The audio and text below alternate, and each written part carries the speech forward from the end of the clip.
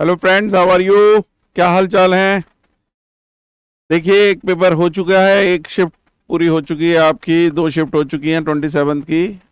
और हम पहुंच चुके हैं कल की शिफ्ट के लिए। कल आपकी शिफ्ट आएगी नेक्स्ट 29 की। 28 को छुट्टी थी। तो आप कल के लिए आपको थोड़ा सा, जो बच्चे पढ़ रहे हैं, जिनको लग रहा है कि हमने क्या किया क्या नहीं किया, कैसे करना था, तो पेपर देख के आपको ना समझ में आ जाएगा कि जैसा हम सोच रहे हैं या बहुत बड़ा दिमाग में लेके चल रहे हैं कि बड़ी कैलकुलेशन वाले क्वेश्चंस आएंगे, तो आपको देख के मैथ्स में ना ऐसा लगेगा नहीं। तो अब जब लगेगा नहीं, तो इसका मतलब क्या कि पेपर हो गया थोड़ा आसान। अब आसान हो गया तो सबके लिए आसान है। तो इस हिसाब से थोड़े सा ना टफ सिचुएशन ये हो जाती है कि जिसने थोड़े से भी कम किए क्वेश्चंस, वो बहुत ज़्यादा ड्रॉप में जाएगा, उसका परसेंटाइल बहुत गिरेगा। तो इसलिए ना कोशिश करना कि इसमें थोड़ा सा फास्ट रह के, और इसी सिनेरियो में देखिए, शिफ्ट 1 का शिफ्ट 2 का दोनों का पेपर अगर आप देखें, जो पेपर आगे देने जा रहे हैं, उनके लिए मैं बोलूँगा कि दोनों पेपर एट पार रहे। मैथ्स में कोई बहुत हाई कैलकुलेशंस नहीं रही, तो उन चीज़ों को थोड़ा सा कवर करते हैं अभी हम बाय मीन्स ऑफ क्वेश्चंस। चलिए आइए जरा देखते हैं। पहला क्वेश्चन जो आज आपका था, जो कि मेमोरी बेस से निकाला गया है, कुछ कुछ उसमें थोड़ी सी कहीं कोई कमी पेशी होगी तो आप देख सकते हैं। पहला क्वेश्चन था आपका, find number of common terms in the two given series. अब कॉमन टर्म का क्वेश्चन है, सीरीज का क्वेश्चन है। दिख रहा है आपके सामने जो सीरीज चल रही है, दिख रही है आपको? ये 5-5 के डिफरेंस पे चल रहा है। तो इसमें D1 हो गया 5, और इसमें अगर हम देखें तो इसमें आपका हो गया 3, D2 हो गया 3। इन दोनों को देखते हुए आपको क्या दिख रहा है कि नॉर्मली दोनों AP हैं। जब दोनों AP होते हैं तो दोनों में कॉमन टर्म जो होती हैं, जब उन्हें एक्सट्रैक्ट करते हैं तो वो भी AP बनता है, ये सबको मालूम है। और extraction of common terms forms और AP, जिसकी पहली कॉमन टर्म आपको यही नजर आ रही है 9। तो पहली तो आ गई 9। और जैसे ही हम आगे देखेंगे कि ये 5 और 3 जो इनका D1 D2 होता है, इनका एलसीएम जो होता है वो नए AP का, जो एक्सट्रैक्टेड कॉमन टर्म से जो बनी हुई आपकी नई सीरीज होती है, उसका कॉमन डिफरेंस बन जाता है। तो अगली आ जाएगी 24। ठीक है कि नहीं? इसमें आया 5, इसमें आया 3, और 5 और 3 का एलसीएम आया 15। 15 से आपने ये बनाया। इस तरीके से आप आगे बढ़ेंगे। ठीक है कि नहीं? अब वो बोल रहा है कि इधर 25 टर्म तक जाना है, इधर 37 टर्म तक जाना है। तो हमें ये भी पता होना चाहिए कि टोटल कॉमन टर्म हमें कहां तक लेनी है। तो उसके लिए क्या करेंगे हम, 25 टर्म, इसकी 25th टर्म पहले निकाल लेते हैं हम। 4 + 24 इंटू डी आ गया आपका 5। तो ये हो गई 120, क्योंकि 120 + 4, तो 124 इसकी आखिरी टर्म हो गई। ठीक है? और अब इसमें देखेंगे 37 टर्म जा रही हैं। 3 + 36 इंटू डी हो गया 3, तो वो हो गया 108 + 3, 111। ठीक है कि नहीं? तो दोनों में जो कॉमन टर्म दिख रही है वो मुझे 111 दिख रही है, कि भाई मैं उधर तक ही जाऊं, उससे आगे जाने का मतलब नहीं। तो 111 से पहले मुझे वो टर्म देखनी है जो कॉमन आए इसमें। ठीक है कि नहीं? तो 111 से पहले अगर मैं इसी में ढूंढूं तो 3-3 का वेरी करूंगा ना पीछे से। 108 ले लेते हैं हम, 108 ले लेंगे। अगर मैनुअली 108 ले लेंगे तो आपको क्या दिखेगा? 108 में आपको ये देखना है कि ये 9 + n - 1 into 15 should give me this 108, multiple उसका बनना चाहिए। अगर आपने 9 इसमें से माइनस किया, ठीक है, 108 में से 9 माइनस किया, तो आपका बनेगा 99। 99 15 से डिविजल नहीं बन पाएगा, तो 108 हमारा नहीं होगा, इसे मैनुअली करना पड़ेगा। फिर हम और पीछे जाएंगे, 105 में चले जाएंगे। 105 में जब 9 चला जाएगा तो आपका 96 रह जाएगा। 96 भी नहीं बनेगा, 105 भी नहीं चल पाएगा। अब हम 105 से और नीचे जाएंगे, 102, और उसमें से 9 माइनस करेंगे, फिर भी नहीं बन पाएगा। देख सकते हैं आप, क्योंकि 102 में से जब 9 माइनस हो जाएगा तो आपका 93 आ जाएगा, वो 15 का मल्टीपल नहीं बनेगा। फिर आगे चलो, 102 से और कम करो, अब आ जाओ 99 पे। 99 काम कर जाएगा। क्यों कर जाएगा? ये 99 में से 9 जाएगा, 90 हो जाएगा। 90 में 15 डिवाइड हो जाएगा, 6 हो जाएगा। तो आपका क्या आ गया? n-1 equal to 90 upon 15 that is 6। तो n आ जाएगा 7। तो 7 हो जाएंगी इसमें। फुल हो गया कि नहीं? थोड़ा सा मैनुअली जाना है, बट इसमें आपको कौन सा कंसेप्ट लगा? एपी का दो एपीज अगर गिवन है जिनके अंदर कॉमन टर्म्स एग्जिस्ट करती हैं, उनको कॉमन टर्म्स को एक्सट्रैक्ट करके जो सीक्वेंस बनाया जाता है वो भी एपी होता है। उसका फर्स्ट कॉमन टर्म देखना पड़ता है कौन सा होगा, मैनुअली या लिख के थोड़ा सा आगे, और कॉमन डिफरेंस जो होगा वो दोनों एपीज के कॉमन डिफरेंस का एलसीएम होगा। बस इसको याद रखना है। चलिए, उम्मीद है ये क्वेश्चन हो गया। तो आगे बढ़ते हैं, अब हम अगले क्वेश्चन पे चलते हैं। देखिए, ये भी सीक्वेंस सीरीज का क्वेश्चन आया। इसमें दे दिया उसने कि 8 इज इक्वल टू, आपको दे दिया 3 plus p by 4 plus 3 plus 2p by 4 square and so on up to infinity. p की वैल्यू बतानी है। अब ये आपको दिख रहा है AP और GP का मिक्सिंग। दो चीजें कर सकते हैं, या तो आप डिवाइड बाय 4 करके ना, डिवाइड बाय 4 कर दीजिए थ्रू आउट, तो उसके बाद फिर ऑफसेट करके सबट्रैक्ट कर दीजिए। एक तो वो प्रोसेस है। दूसरा प्रोसेस क्या है कि आप ना इनको स्प्लिट कर दीजिए और फिर अलग अलग बना लीजिए। एक बना लीजिए 3 बाय 4 स्क्वायर, दो स्प्लिटिंग में बना लीजिए। दूसरी p by 4 square and so on. ठीक है कि नहीं? इसकी वैल्यू 8 दी हुई है। तो यहां आप समझ सकते हैं, ये जो दिया हुआ है 3 कॉमन ले लेंगे, 1 प्लस 1 बाय 4, ये आपकी एपी बन जाएगी। ठीक है कि नहीं? सॉरी, ये जीपी बन जाएगी आपकी इनफाइनाइट सीरीज वाली। इसका फॉर्मूला आपको आता है। इधर से p बाय 4 कॉमन ले लो, तो यहां से बच जाएगा 1 प्लस, सॉरी ये 2p था, 2p था ना, फिर 3p आएगा।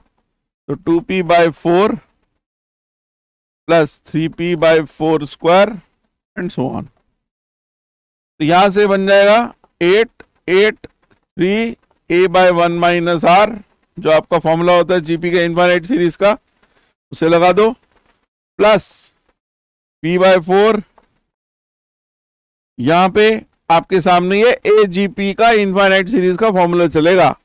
अब AGP का इनफाइनाइट सीरीज का फॉर्मूला मैंने आपको, अगर नहीं याद है तो मैं बता देता हूं, a plus d r a plus 2d r square and so on. ये जो चलता है आपका सम का फॉर्मूला, तो सम ऑफ इनफाइनाइट सीरीज का इसका फॉर्मूला बन जाता है a by 1 minus r plus d r over 1 minus r whole square. ये इनफाइनाइट सीरीज का फॉर्मूला बनता है। ठीक है जी? तो इसको मैं यूज कर लेता हूं, p by 4 a 1 upon 1 minus 1 by 4, formula application है प्योर, और कुछ है ही नहीं इसमें। dr, d कितना है 1, r कितना है 1 बाय 4, क्योंकि देखो ये 1 प्लस 1 हो रहा है ना, ये 1 प्लस 2 हो रहा है, क्या हो रहा है मतलब 2d हो रहा है, तो d1 आ रहा है उसमें, अपॉन 1 माइनस r का होल स्क्वायर। बन गया? तो ये चीज आपको दे देगी। देखिए 8 3, ऊपर आ गया 4 और नीचे आ गया 3। यहां से p बाय 4, p निकालना है हमें, यहां से आ गया 3 बाय 4 बाय 3। ठीक है? और प्लस ये आ जाएगा 9 बाय 16, तो 3 बाय 9, सॉरी 4 बाय 9। ठीक है जी? एक 4 कट जाएगा ना ये वाला, तो अब एक 4 यहां से भी काट दो, ये 3 यहां से काट दो, 4 इधर माइनस कर दो, जो खत्म हो रहा है उसे खत्म करते जाओ।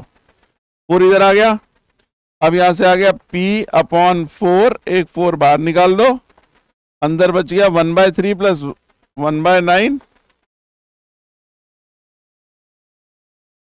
ठीक है ना? तो इस 4 को तो काट देते हैं, तो हमारे पास क्या रह जाएगा 4 इक्वल्स p ब्रैकेट 4/9, ये 4 और काट दो, p की वैल्यू आ गई 9, क्वेश्चन खत्म हो गया।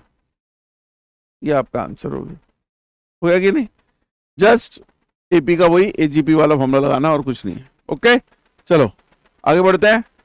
नेक्स्ट क्वेश्चन, ये थोड़ा सा लेंदी क्वेश्चन था जो मैंने रीड आउट किया, तो इस क्वेश्चन में थोड़ा सा ना टाइम कंजम्पशन लगेगा आपका, क्योंकि लेंथ की वैल्यू की बात कर रहा है वो कॉर्ड की। तो आपको दिख रहा है ये इलिप्स है, हॉरिजॉन्टल एलिप्स है, जिसमें 5 और 4 मेजर और माइनर एक्सिस का उसने कंटेंट दिया। 1,2/5 कुछ यहाँ पे होगा, वहां से एक कॉर्ड जा रही है जिसका ये मिड पॉइंट है। तो उसने बोला है वो जो कॉर्ड का ये मिड पॉइंट है तो इसकी लेंथ बताओ। तो मुझे अगर ये x1 y1 पॉइंट है और ये x2 y2 पॉइंट है, तो मुझे एक्चुअली इसकी लेंथ निकालनी है under root of x1 minus x2 whole square plus y1 minus y2 whole square. ठीक है कि नहीं? और मुझे पता है कि ये दोनों पॉइंट इलिप्स के ऊपर हैं, that is x1 square by 25 plus, ये साथ साथ ना लिख लिया करो ताकि कंफ्यूजन ना आए, और कोई चेंज करना हो तो आप अपने आप कर पाए। ये भी है और x2 वाला भी है।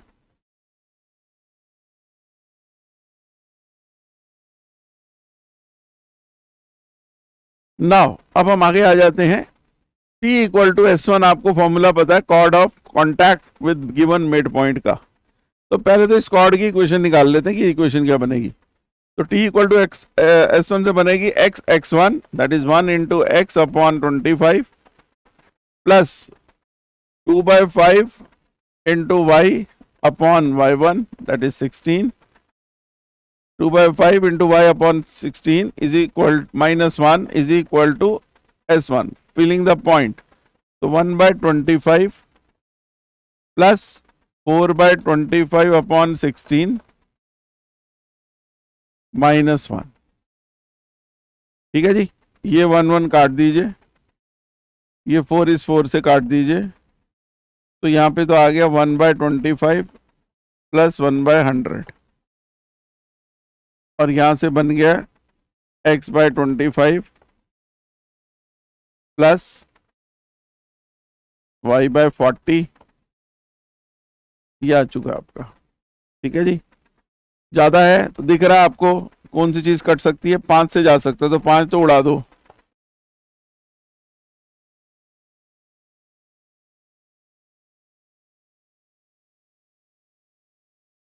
इतना तो हम कर सकते हैं, ठीक है ना।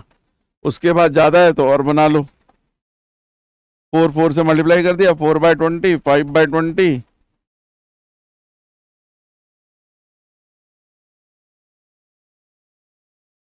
इसको और कर दो 1/4। अब तो आपकी इक्वेशन बन चुकी है 4x plus 4y upon 8 upon 5 equal to 1। अब इससे मुझे फायदा क्या होगा, मैं x या y की वैल्यू को ना उठाऊंगा और उसमें सब्स्टिट्यूट करूंगा, ताकि मुझे ना एक क्वाड्रेटिक मिले, किसमें, एक्स स्क्वायर में आपकी। तो मैंने यहाँ से ना क्या किया, ये 4 2 8 दिख रहा है आपको, ठीक है ना। तो मैं इधर ले गया y upon 2 is equal to 1 minus 4x/5, तो ये बन गया 5 माइनस 4x अपॉन 5 और ये 2 इक्वल टू y। इसको डाल दीजिए इधर, सब्स्टिट्यूट कर दीजिए इलिप्स की इक्वेशन के अंदर। ये थोड़ा सा ना बड़ा क्वेश्चन है, no doubt. x² / y 25 plus 4/25, मैं इसको पूरे को डाल रहा हूँ, 5 minus 4x whole square upon 16 equals 1। ठीक है जी, मैंने डाल दिया, यहाँ तक समझ में आ गया होगा। नाउ आपको दिख रहा है ये 4 4 जा 16 कट रहा है, ये काट दिया, एलसीएम लेके उधर ले जाओ, यहाँ पे आ जाएगा 4x² 100 एलसीएम आ जाएगा भाई, प्लस इसको खोल दीजिए 25 plus 16x² minus 40x equal to 100। ठीक है जी, इसको और कर लेते हैं, 20x²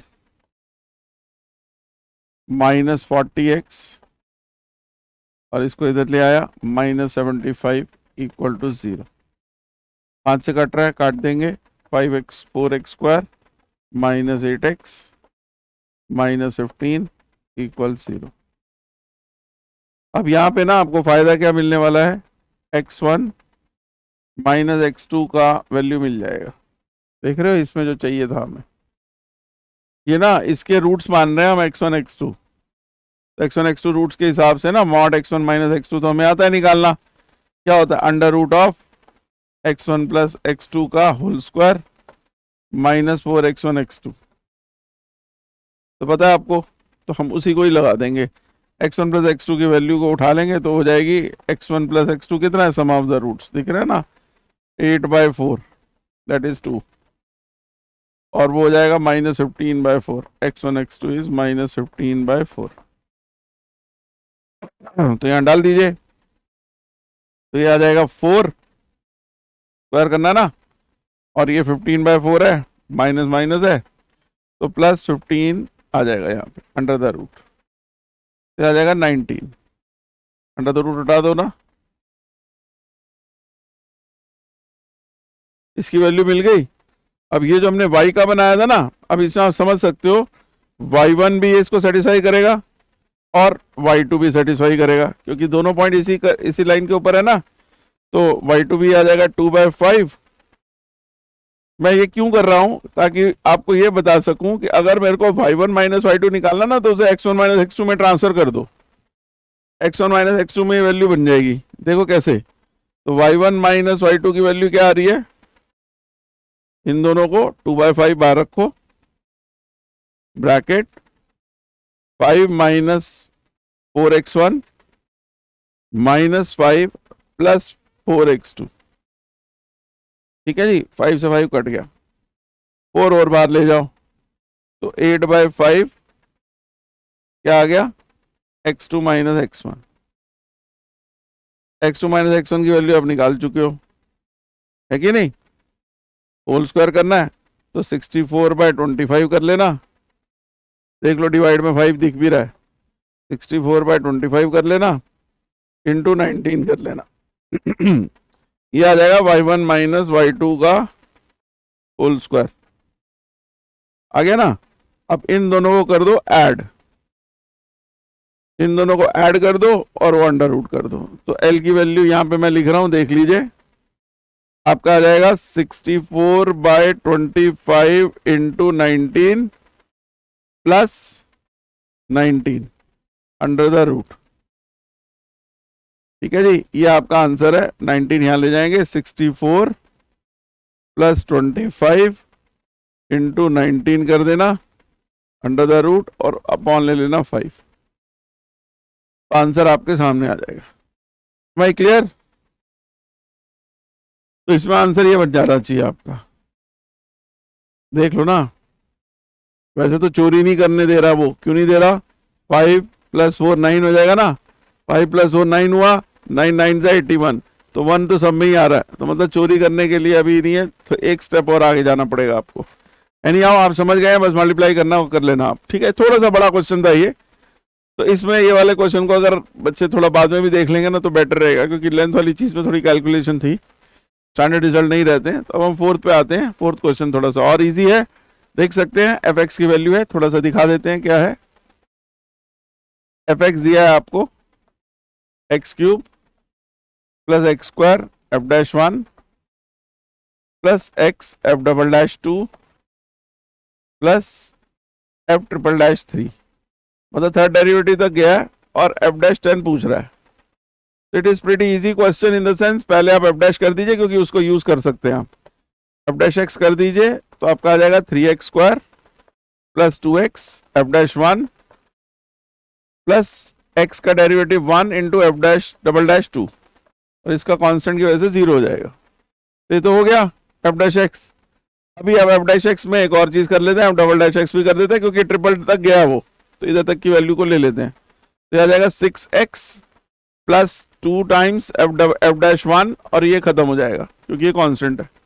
फिर हम आ जाते हैं आगे, एक और बार कर लेते हैं एफ ट्रिपल डैश, उसमें आंसर बन जाएगा 6। मतलब अगर हम x को 3 डाल दें इसमें तो आपको दिख जाएगा कि एफ ट्रिपल डैश की वैल्यू 3 की 6 आ जाएगी। मतलब ये आंसर आपका 6 बन गया है। ठीक हो गई बात। नाउ अब आप क्या करेंगे, इनको ऊपर इस्तेमाल करेंगे। इसमें देखो हमें एफ डबल डैश 2 है तो इसमें ना हम x को 2 डाल देंगे, तो एफ डबल डैश 2 जो है ना मेरा, वो हो जाएगा 12 प्लस 2 एफ डैश 1। ठीक है जी, यहां से ये बात बन गई। अब इससे ऊपर चलेंगे, इधर डाल देंगे x को 1। क्यों डालेंगे, क्योंकि एफ डैश 1 यूज हो रहा है। तो एफ डैश 1 की वैल्यू क्या हो जाएगी मेरी, यहां से आ जाएगी 3 plus 2 f dash 1 plus F double dash 2। और एफ डबल डैश 2 की वैल्यू ये दी हुई है, मैंने निकाली है अभी ऊपर से। इनको सबको सब्स्टिट्यूट कर दो। तो एफ डैश 1 को ये रख देता हूं, equal to 3 plus 2 f dash 1 plus 12 plus 2 f dash 1। इससे मुझे क्या मिलेगा, 15 plus 4 f dash 1 equal to f dash 1। इसको उधर ले जाओ, तो एफ डैश 1 आपका कितना आ जाएगा देख लो, -5। 4 जाके उधर -3 बन जाएगा ना, -3 एफ डैश 1। तो एफ डैश 1 -5 आ गया। एफ डैश 1 मिल गया तो आपको एफ डबल डैश 2 मिल जाएगा, क्योंकि यहाँ पे आप -10 प्लस 2 कर देंगे, एफ डबल डैश 2 आ जाएगा आपका। आ गया ना। तो एफ डबल डैश 2 भी आ गया, एफ डैश भी आ गया, 1 भी आ गया और एफ ट्रिपल डैश भी आ गया। तो आपका ये कंटेंट पूरा रेडी हो गया। अब हमें क्या चाहिए, इसको हम लिख लेते हैं। तो एफ एक्स क्या बन गया मेरा, x cube plus x square. F dash 1 कितना है हमारा, -5। इधर -5 लिख देंगे। फिर उसके बाद हमारे पास क्या आ जाएगा, plus x F double dash 2, उसकी वैल्यू कितनी है 2, और एफ ट्रिपल डैश 3 जिसकी वैल्यू मैंने सबसे पहले निकाली थी 6। हमें क्या चाहिए, एफ डैश 10 चाहिए। एफ डैश 10 चाहिए तो हम इतना तामझाम करना तब चाहिए जब हमारे को फंक्शन निकालना हो, तो इसकी जरूरत हमारे को है नहीं। Still I just did it for you. अब यहाँ पे आपने एफ डैश 10 निकालना है तो 10 डाल दीजिए यहाँ पे, यहां से कहानी बन जाएगी आपकी। एफ डैश 10 क्या आ जाएगा आपका, 100 इंटू 3, ठीक है, प्लस 20 इंटू एफ डैश 1 जिसकी वैल्यू -5 है, और plus F double dash 2। F double dash 2 की वैल्यू कितनी है जी हमारे पास, 2। ये 2 आ गया। तो ये 300 हो गया, ये -100 हो गया, प्लस 2 हो गया। तो 198 आंसर आ गया आपका। ठीक है जी, सॉरी 202 आएगा, मेरे को लगा ये भी माइनस है, 202 आ जाएगा। क्लियर हो गया जी। ये क्वेश्चन आसान था, 2 बार 3 बार डेरिवेटिव करना था और आंसर निकालना था। 5 पे आ जाते हैं, integral. It is also pretty easy question, not that much content की जिसमें इंटीग्रल के बहुत सारे मेथड सोचने पड़ जाए। ये भाई साहब बिल्कुल ही सीधा और सर्ट टाइप का क्वेश्चन दिया हुआ है जिसमें सिर्फ रिवर्स रैशनलाइज करना है और आंसर आपके सामने होगा। No property use, nothing, only simple NCERT type question. इसको आपने रिवर्स रैशनलाइज किया, नीचे आ गया x plus 3 minus x minus 1 dx। x cut गया, 3 माइनस 1 2 हो गया, 1/2 बाहर निकाल दो। इंटीग्रल 0 से 1 रूट x प्लस 3 पे अलग कर देना, जो नॉर्मल इंटीग्रल होगा, -0 से 1 इंटीग्रल रूट x प्लस 1 पे अलग कर देना। जिसका इंटीग्रल आपको पता है, 1/2 बाहर, 2/3 x प्लस 3 पावर 3/2, 0 से 1 इसमें लगेगा, -2/3 x plus 1 raise to the power 3/2, 0 से 1 इसमें भी लगेगा। ठीक है, 2 सबसे काट सकते हो तो निकाल दो इसे, जो जो कैंसिल आउट होता है उसे कर देना चाहिए, सिंपल बना लेना चाहिए। बनाने के बाद आप 1 डाल दीजिए तो ये बन जाएगा 4 पावर 3/2 माइनस 3 पावर 3/2, 0 भी डाल दो, माइनस 1/3 यहाँ है, 1/3 यहाँ है, तो पूरा 1/3 बाहर निकाल देता हूं। तो इधर आ जाएगा 2 power 3/2 minus 1 power 3/2 that is 1। ठीक है कि नहीं? तो अब हम इसको जरा कोरिलेट कर लेते हैं। 1/3, 4 पावर 3/2 आपको पता है कितना बनेगा? 2 की पावर 3 बन जाएगा 8, minus 3 power 3/2 minus 2 power 3/2 plus 1। Okay, बन गया 9। 1/3 9 माइनस 3√3 माइनस 2√2, ये आपके पास आ गया। 3 को अंदर भेज देते हैं। 3 माइनस √3 माइनस 2/3√2, ये बन गया आपका। अब आपको रिलेट कर लीजिए। ए आ गया आपका 3, तो ए हो गया 3, ठीक है, और बी हो गया आपका,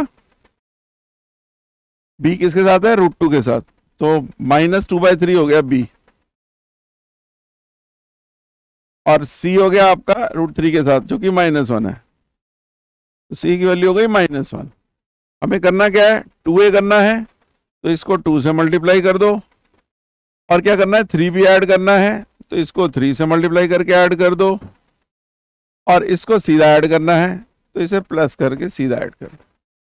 तो बन जाएगा 6 -2 -1, तो 6 - 3, आंसर 3 आ जाना चाहिए। ठीक है कि नहीं? ये एंड हो गया क्वेश्चन। कुछ नहीं था, सिर्फ कंपेयर करनी है टर्म्स यार, कुछ भी नहीं होता इनमें। जब भी क्वेश्चन ऐसे है ना तो घबराए नहीं, थोड़ा सा जल्दी चले, क्योंकि अगर आसान है तो फिर क्वेश्चन सारे लोग सब करेंगे। ये और देख लीजिए, बहुत इजी और कॉम्प्लेक्स नंबर का क्वेश्चन है। आपको ये चीजें पढ़ी होंगी आपने। Mod z minus i equal to mod z minus 1, अलग अलग कर लो, 2 बार बना लो। z minus 1 equal to mod z plus i. ये आपने पढ़ा होगा कि अगर हम ग्राफिकली इस चीज को देखते हैं तो ये एक लाइन बनती है, perpendicular bisector of the given two constant complex number जो इसमें बैठे हैं।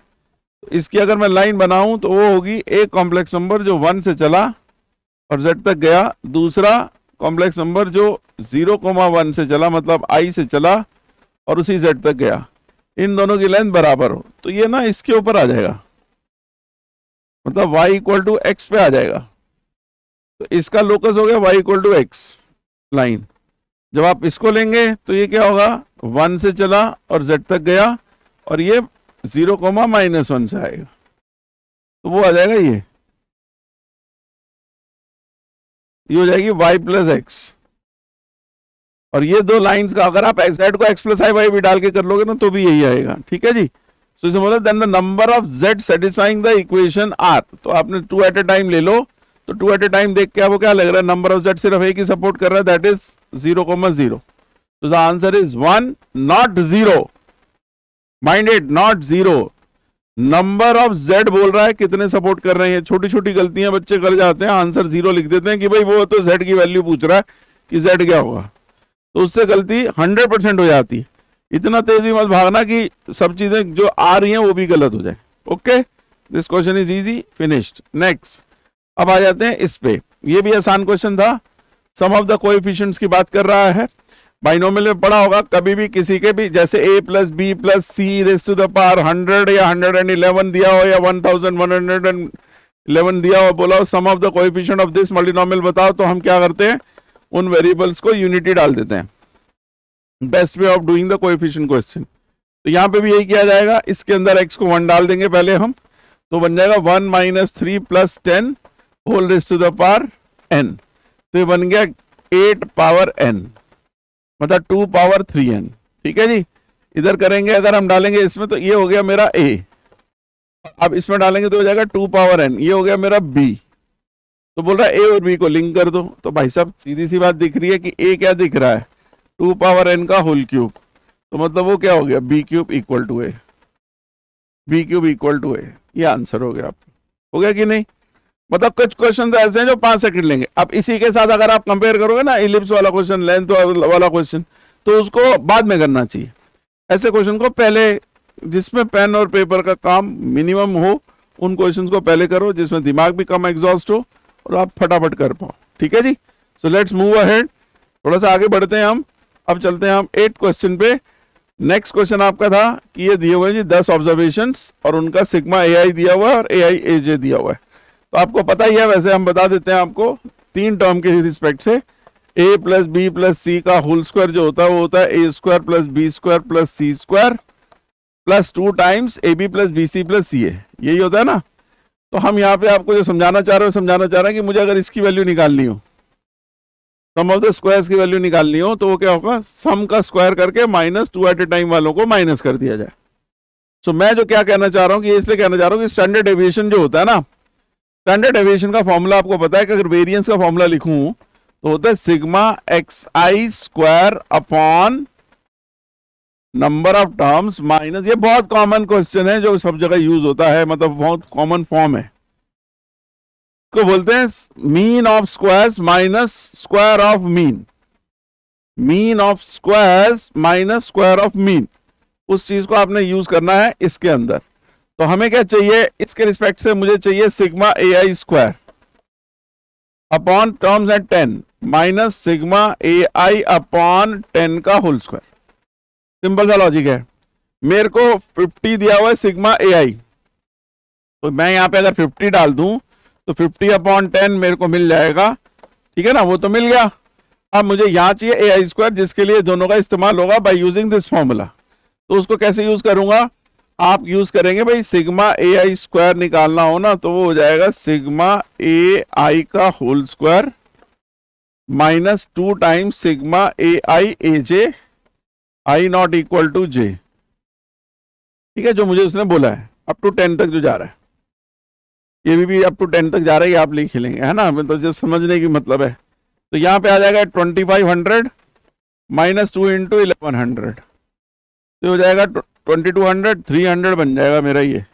तो 300 ये आ गया, अपॉन आ गया 10, बन गया 30 माइनस हो गया 5 का स्क्वायर 25, मतलब आ गया 5, और ये क्या आया मेरा वेरिएंस आया, क्या आया वेरिएंस, और मुझे क्या निकालना था स्टैंडर्ड डेविएशन, तो हो जाएगा √5, गेम खत्म। ठीक है कि नहीं, सिंपल क्वेश्चन है स्टैटिस्टिक्स का। बताने का पर्पस यह है कि बेटा स्टैट्स के तो नंबर, मतलब कई क्वेश्चन ऐसे हैं जो बहुत कम टाइम में ज्यादा नंबर दे देंगे, तो बेटर वर्क अपॉन दैट। तो हम आगे बढ़ रहे हैं, आप इस क्वेश्चन पे चल रहे हैं। स्टेटमेंट बोल रहा है जी आपके सामने, जैसा बोल रहा है वैसा करना पड़ेगा। स्टेटमेंट बोल रहा है कि f of x plus y f x into f y है, क्या ये ट्रू है क्या ये नहीं है। तो आपने एफ एक्स दिया हुआ है, बस मल्टीप्लीकेशन रूल लगाना है और कुछ नहीं है। आपको दिख रहा है ये कॉस एक्स हो गया, ये माइनस साइन एक्स हो गया, ये 0 हो गया, 0 हो गया, 1 हो गया, 0 हो गया, 0 हो गया, साइन एक्स हो गया, कॉस एक्स हो गया। ठीक है, तो यहाँ कॉस वाई कर देंगे, यहाँ माइनस साइन वाई कर देंगे, 0 0 1 0 0, यहाँ साइन वाई और यहाँ कॉस वाई। अब इन्हें मल्टीप्लाई कर देते हैं, तो आप देख सकते हो cos x cos y minus sin x sin y, तो बाकी 0, तो कॉस एक्स प्लस वाई तो आ रहा है कि नहीं। मैं ऐसे जा रहा हूं भाई, देख लीजिए, अगली टर्म ऐसे जाऊंगा तो minus cos x sin y minus sin x cos y, तो माइनस अगर कॉमन लूं, है ना, तो minus sin of x plus y बन जाएगा, दोनों माइनस क्या है ना। और अगला वाला तो आपको दिख रहा है 0 ही आ जाएगा। यहां से चलेंगे sign A cos B, cos A sine B, तो साइन एक्स प्लस वाई, तो आपको दिख रहा है कि ये बन रहा है, मतलब ये चीज शेप ले रही है, minus sin x sin y plus cos x cos y, तो ये कॉस एक्स माइनस वाई बन गया। ये 0 ये 0 ये 0 ये 1, ज्यादा काम करना नहीं, तो ये आपका एक तो ट्रू हो गया। स्टेटमेंट 1 अब चेक करनी है, स्टेटमेंट 2 तो ट्रू है। F of minus x is inverse of F x. अब आपको इसमें क्या करना पड़ेगा, मतलब आपको ये चेक करना है कि f of minus x is inverse of F x. तो एफ एक्स को का इनवर्स जो है वो एफ ऑफ माइनस एक्स है, ये बात बोल रहा है वो। ठीक है, तो हमने ये तो चेक कर ही लिया ना भाई। अब आप अगर यहां से देखें तो हमारा ये आ जाना चाहिए कि एफ एक्स, अगर हम यहाँ पे आई बना दें और इसको उधर ले जाए, pre multiply by F x कर दें दोनों तरफ, F x into F of minus x मेरा आई आ जाना चाहिए। ये बात हो जानी चाहिए ना भाई। तो हम क्या करेंगे, इस वाले रिजल्ट को तो ट्रू कर चुके हैं, अब इसी में ही गेम खेलेंगे। हम क्या करेंगे, पहले तो डाल देंगे x को माइनस एक्स, ठीक है जी। तो यहां आ जाएगी ये बात, इसको करने मत बैठ जाना इनवर्स, इसी से यूज कर लेना, तो हो जाएगा f0। f0 क्या है भाई, इसमें आपको x को 0 डालना है, तो cos 0 हो जाएगा 1, sin 0 0 0, sin 0 0 1 0 0 0 1, मतलब i। बात बन गई, ये भी ट्रू हो गया, तो बोथ आर ट्रू, गेम खत्म। थोड़ा सा करना था, थोड़ा सा दिमाग लगाना है, ज़्यादा तो इसमें मैं खुद बोल रहा हूँ, एडमिट कर रहा हूँ कि ज़्यादा चीज़ नहीं है। अगले पे आ जाते हैं। ये क्वेश्चन आपके सामने, ये क्वेश्चन भी देखो बड़ा पावर का दिया हुआ है, तो इसमें परेशान होने की जरूरत नहीं है, बहुत इजी क्वेश्चन है। ए जो दिया है उसको कर दो रिवर्स रैशनलाइज। रिवर्स रैशनलाइज समझते हो, नीचे से ऊपर नहीं, ऊपर से नीचे चले जाइए, ठीक है। इसको मल्टीप्लाई कर दो 1 प्लस रूट, और ये आपकी ना एक किस्म से नॉन ट्रबलिंग टर्म बन जाएगी, तो इसको आप साइड रख देंगे और इसको कर देंगे रैशनलाइज।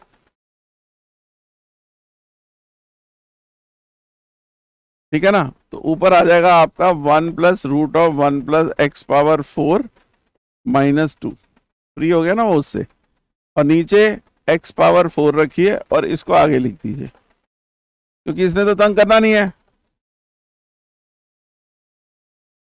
तो ये इधर बैठी हुई है और लिमिट चल रही है आपकी x अप्रोचेस टू 0।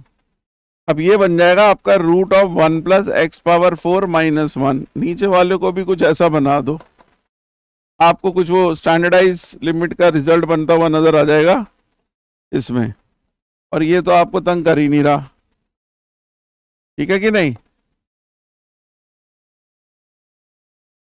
अब आपने इधर देख लेना, ये 1/2 है, ये भी 1/2 ले लो, तो इसका आंसर हो जाएगा n(n-1) से 1/2, और इसको अगर हम देखेंगे तो 1/1 प्लस 0 डाला तो ये 1 प्लस 1 √2 2 √2, तो 1/4 √2 आ गया मेरा। कौन आ गया, ये a। b की बात कर लेते हैं, b ये लिखा हुआ है, साइन स्क्वायर एक्स लिखा हुआ है, तो साइन स्क्वायर एक्स को पहले एक्स स्क्वायर दे दो, ठीक है, एक एक्स स्क्वायर ऊपर दे दो। इसको रिवर्स रैशनलाइज किया तो √2 प्लस √1 प्लस कॉस एक्स ऊपर कर देंगे आप, ठीक है कि नहीं। ये तो आपको एकदम से समझ में आ जाना चाहिए कि ये करना ही करना है, और इसको रैशनलाइज कर दिया तो ये बन गया 1 माइनस कॉस एक्स। ओके, कुछ नहीं है, ये 1 हो चुका है, लिमिट हम लगा लेंगे। इसको आपने क्या कर देना, ये 1 माइनस कॉस एक्स आ चुका है, x square upon 1 minus cos x, और इनटू दिस, ये तो नीचे 1 है, ठीक है ना। तो इसमें क्या करो, इसको बना दो, LH रूल लगा दो, तो ऊपर आ जाएगा 2x, नीचे आ जाएगा sin x, तो ये खत्म हो गया, 2 आ गया ऊपर, और यहां से बन चुका है √2, और x को जो डालोगे तो √2, तो 2 √2 यहां आ गया, तो 4 √2 बन गया। कौन बन गया, b।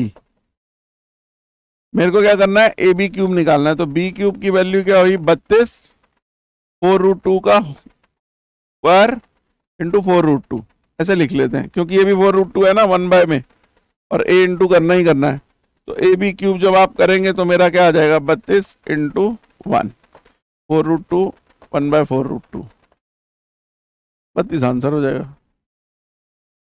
Not very difficult, standard limit के रिजल्ट लगने हैं 2 के, जो आपने एनसीईआरटी में भी पढ़े होंगे। आ जाओ next, the minimum distance of the, ये मिन मैक्स का तो आपको फंडामेंटल पता ही है कि क्या होता है, कॉमन नॉर्मल पे परपेंडिकुलर डिस्टेंस पे होती है चीज। तो आपको एक सर्कल दिख रहा है, एक पैराबोला दिख रहा है, पैराबोला हो गया y² = 4x, उसे इधर बना दिया। दूसरा सर्कल है जिसका सेंटर हो गया 2,8 दिख रहा है आपको, और रेडियस हो गया 2, तो वो बन जाएगा कुछ यहाँ पे, ठीक है ना। इनका जो कॉमन नॉर्मल होगा उस पे आपको क्या मिलेगा, शॉर्टेस्ट डिस्टेंस, तो distance minimum distance of the centre of the circle from the parabola any point on it, तो ये वाला चीज आपका मिनिमम डिस्टेंस होगा। इसको निकालने का तरीका क्या यूज करेंगे हम, नो डाउट इस पे जो टेंजेंट होता है इस पे हम पैरामीट्रिक पॉइंट ले लेंगे, 80² 280 में, तो बन जाएगा t² 2t, बन गया कि नहीं। तो t² 2t से मेरे जो टेंजेंट का स्लोप होता है 1/t होता है, नॉर्मल का स्लोप होता है -t। आपको पता है इसका सेंटर 2,8 है, इन दोनों से स्लोप 2 पॉइंट फॉर्म से बना लो, 8 - 2t, upon 2 minus T square. ये आ गया 2 पॉइंट फॉर्म से स्लोप की वैल्यू, जिसको कर दो माइनस टी से इक्वेट, क्योंकि वो दोनों का कॉमन नॉर्मल होना चाहिए और सर्कल के सेंटर से सर्कल का नॉर्मल जाते ही जाता है। ये करने के बाद 8 माइनस 2t के बराबर क्या आ जाएगा, minus 2t plus T cube. Minus 2t से कट गया, t की वैल्यू आ गई 2, तो ये पॉइंट हो गया 4,4। अब क्या करना है, डिस्टेंस निकालना है। 4 माइनस 2 का स्क्वायर 4, 8 माइनस 4 का स्क्वायर 20, 16 हो गया ना, अंडर द रूट, तो रूट 20, डी आ गया रूट 20, डी स्क्वायर हो गया 20। क्वेश्चन खत्म। शॉर्टेज डिस्टेंस का कॉन्सेप्ट, कॉमन नॉर्मल कॉन्सेप्ट। ठीक है जी, चलो आगे बढ़ते हैं। नेक्स्ट है आपका जी ये ए आपको दिया हुआ है i प्लस 2j प्लस के, बी दिया हुआ 3i, ए क्रॉस सी बी दिया हुआ है। ए क्रॉस सी अगर बी दिया हुआ है तो मतलब समझ रहे हैं, ए और सी का अगर क्रॉस कर रहे हैं हम तो बी निकल रहा है। तो आपको क्या दिख रहा है कि ए डॉट बी तो 0 ही होगा और बी डॉट सी भी 0 होगा। ये हमें यूज करना पड़े तो हम कर सकते हैं, ठीक है ना। अभी हमें क्या दिया है, ए डॉट सी की वैल्यू 3 दे दी है, ओके। और हमें क्या बोल रहा है, इसकी वैल्यू निकालो।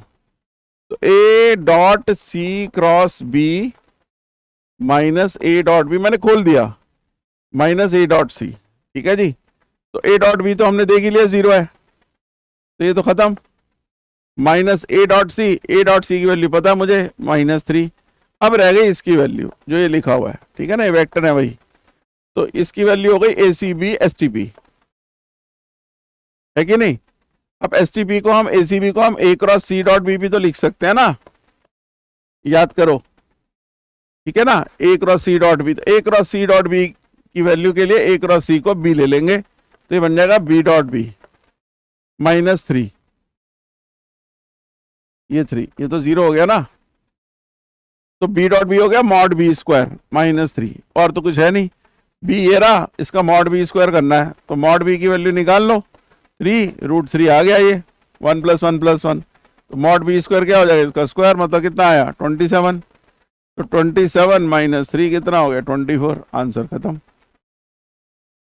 ठीक है कि नहीं। वेक्टर में भी कोई इतना हाई फाई क्वेश्चन नहीं आएगी जिसमें बहुत सारा आपको काम करना पड़ेगा। चलो आगे बढ़ते हैं, let's move on to the next question. Consider the line, 2 lines L1 L2 trisect line L1। L1 पहले बना लेते हैं। L कहाँ कर रही है trisect, L passing through region and tangent of the angle between them. तो ये हो गई मेरी लाइन जो कि हो गई L। y को 0 डाला, x की वैल्यू 5, तो ये हो गया 5,0। x को 0 डाला, y की वैल्यू 4, तो ये हो गया। और ये जा रही है मेरी एक, ये जा रही है दूसरी, कौन, एक है L1 एक है L2, ओरिजिन से जा रही है ना। और अगर आपको पता है x1 y1 है और ये x2 y2 है, तो स्लोप तो समझ में आ ही रहा होगा, m2 y2/x2 and m1 y1/x1। ये थोड़ा दिमाग ना पहले से ही प्लान कर लो। Tangent of the angle between them, मतलब ये थीटा है तो आपको tan थीटा की वैल्यू निकालनी है, वो हमें पता है m1 - m2 1 + m1 m2 होती है, इतना हमें याद है, ये हमें लगाना है। तो m1 m2 का काम करना है मुझे। तो m1 - m2 कैसे होगा, पहले पॉइंट निकाले जाएंगे। पॉइंट कैसे निकलेंगे कि भाई ये ट्राइसेक्ट कर रही है तो मतलब इक्वल 1 1:1 कर रही है। तो अगर हम इसको लें तो इसको 1 ले लेते हैं, इसको पूरा ले लेते हैं 2, तो 1:2 में सेक्शन कर रहा है ये पॉइंट। तो क्या आ जाएगा 1 × 5 2 × 0, तो 5/3 हो गया x का कोऑर्डिनेट पहले का।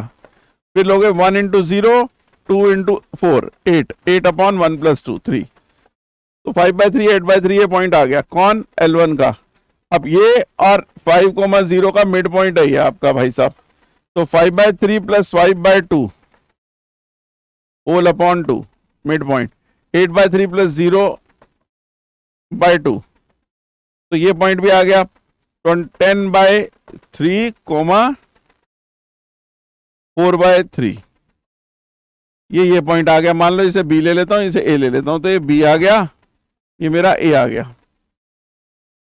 तो स्लोप चाहिए 8/3/5/3, तो m1 की वैल्यू क्या आ गई 8/5। इसको डिवाइड कर दूंगा ना, y1/x1, देख रहे हो आप, ये लिखा हुआ है यहाँ पे y2/x1, तो 4/3 तो 4/10 हो जाएगा m2, मतलब 2/5 हो गया ना। तो अब आपको क्या करना है, यहाँ चिपका देना है 8/5 minus 2/5 upon 1 plus 16/25 under the mod. तो ऊपर आ जाएगा 6/5, नीचे आ जाएगा 25 प्लस 16 41/25, एक 5 नीचे काट दो, ऊपर भेज दो, 30/41 आंसर हो जाएगा। ज्योमेट्री तो बनेगी ना, थोड़ा सा डायग्राम बना लीजिए, आंसर आपके सामने आ जाएगा। हो गया जी, चलो आगे बढ़ते हैं। 14 क्वेश्चन देखते हैं।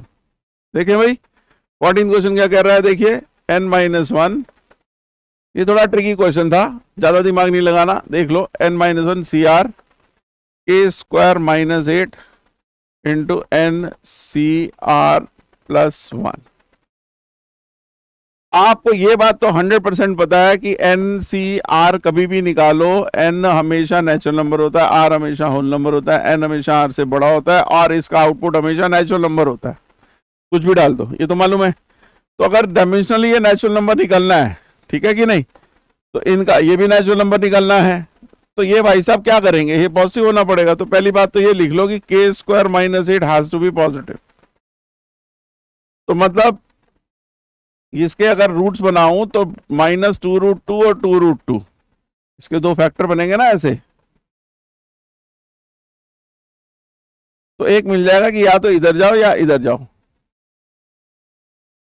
ठीक है कि नहीं, पॉजिटिव है इसलिए। तो भाई माइनस वाली चीज तो लिखी नहीं है, तो हम इसको तो काट देंगे। अब इसको देखेंगे कि भाई इसमें कुछ आंसर बनता नहीं, 2√2 लिखा हुआ है सब में, दिख रहा है कि नहीं दिख रहा, तो 2√2 तो समझ में आता है। अब हम आ जाते हैं आगे की क्वेश्चन में करेंगे क्या। अब आपने एक एनसीआर की प्रॉपर्टी पढ़ी होगी, NCR is equal to n और आर का नीचे उतार लूं तो n-1 CR-1 होता है, वही गेम यहाँ खेलूंगा। n-1 CR को नहीं छेड़ेंगे, k² - 8 को यहीं रखेंगे, मल्टीप्लाइड बाय n और r+1 नीचे उतार लूंगा, ऊपर आ जाएगा n-1 और नीचे आ जाएगा r, ये इससे कट जाएगा, तो आपका आ जाएगा r+1 upon n is k² - 8 equals. आपको पता है कि हेड है, ये फुट है, तो ये तो मालूम ही है ना कि n is greater than equal to r+1 होता है, तो मतलब n/r+1 हमेशा 1 से बड़ा होगा, या r+1/n हमेशा 1 से छोटा होगा। तो k² - 9 less than equal to 0, तो -3 से 3 आ गया। तो नेचुरली इन दोनों का कॉमन सॉल्यूशन क्या हो जाएगा, 2√2 से 3 हो गया कि नहीं। नेचुरल नंबर डायमेंशनल गेम खेलो, आंसर आपके सामने फटाफट से हो जाएगा। ओके चलो 15 नंबर देखते हैं आप। हाँ जी, ये भाई साहब बोले हैं जी, ये इसका सॉल्यूशन है। अब ध्यान से देखो, ये आपकी जो रिड्यूसिबल टू होमोजीनियस वाला कंटेंट होता है, उस पे यार वेरिएबल सेपरेबल वाला पार्ट है 2x + 3y - 2, और उसी का मल्टीपल यहाँ दिया हुआ है 2 टाइम्स माइनस लगा के इसको उधर ले जाता हूं मैं, 2x + 3y - 7 dy, नीचे ले जाओ तो 2x + 3y - 2 अपॉन 2 टाइम्स, इधर माइनस लगा दिए, चलो इधर ले आता हूं, 2x + 3y,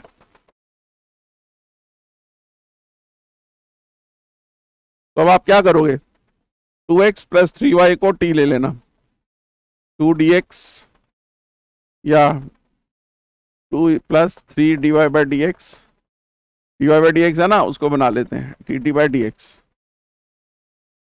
तो dt/dx -2, इसका रिप्लेसमेंट आ गया dt/dx -2 अपॉन 3, यहां पे आ गया -t - 2 अपॉन 2t - 7,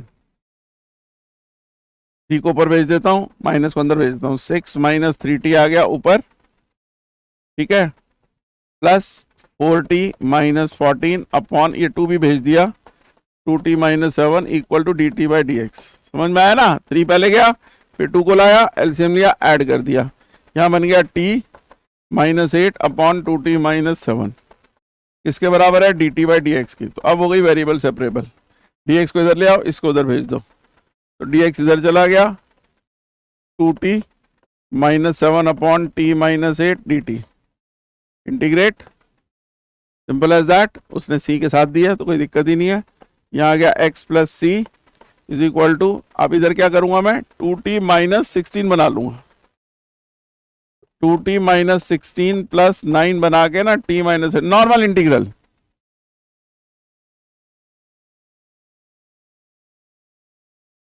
ठीक है कि नहीं। तो ये आ जाएगा 2t plus 9 ln t minus 8। ठीक बात है जी, यहां तक पहुंच गए हम। तो ये आ गया x प्लस सी, वो जो लिखा हुआ है हमने, है ना। बैलेंस करते जाया करो, मतलब चीजें ना देखते साथ साथ जाओ, तभी समझ में आएगा।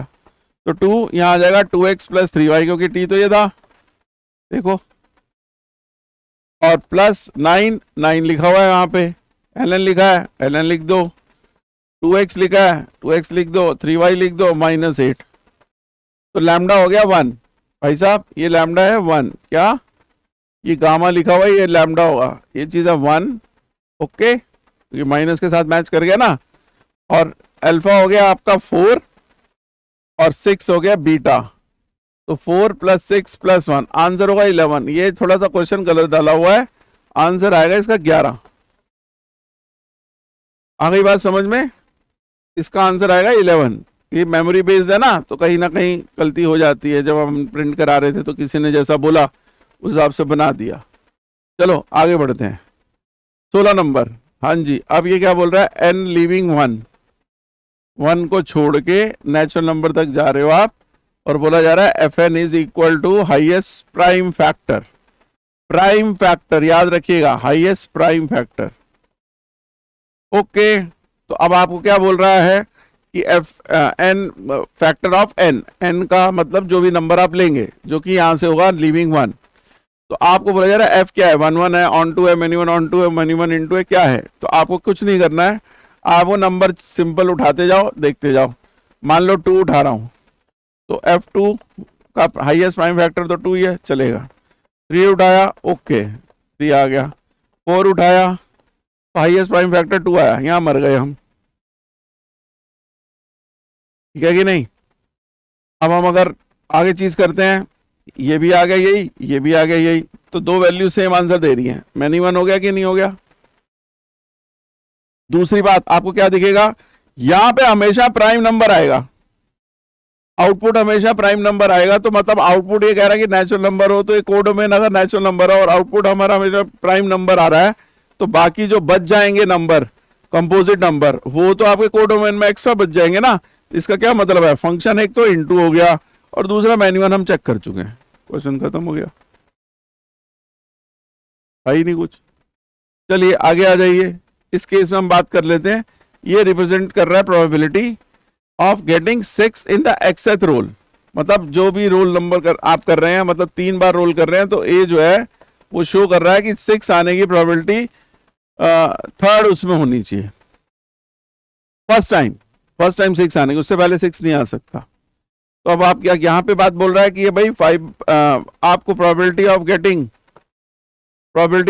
6 1/6 होता है, और नॉट गेटिंग 6 5/6 है, ये तो आपको पता है। तो आपको पता है कि अगर थर्ड टर्न में आना है, थर्ड रोल पे आना है, तो आपके पास 2 रोल उससे पहले जो है वो नहीं आना चाहिए।